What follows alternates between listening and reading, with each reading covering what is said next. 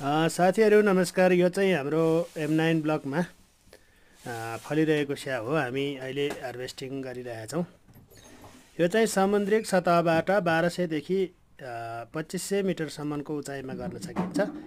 अहिले हामीले यो खेती गरेको 3 वर्ष पुग्यो यो रोपेको।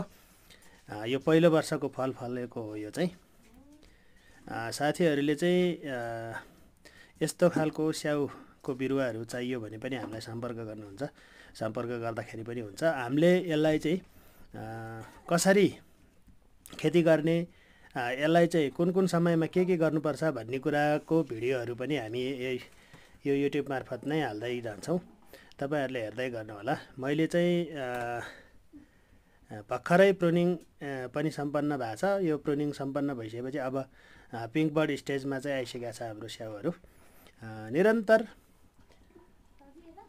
निरन्तर रूपमा चाहिँ हामी तपाईहरुलाई अपडेट गर्दै गर्छौँ।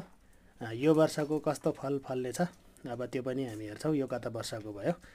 यो चाहिँ हाम्रो नर्सरीहरू हो। यसरी चाहिँ नर्सरी गरिरहेछौँ। यो काठमाडौँ उपत्यकाभित्र पनि यसलाई चाहिँ हामीले नर्सरी बिरुवा रोप्न सक्छौँ है साथीहरू। कौसीमा राखेर फलाउन पनि सक्छौँ। गार्डनतिर बनाएर पनि गर्न सक्छौँ। यस्तो खालको चाहिँ क्वालिटी फलेको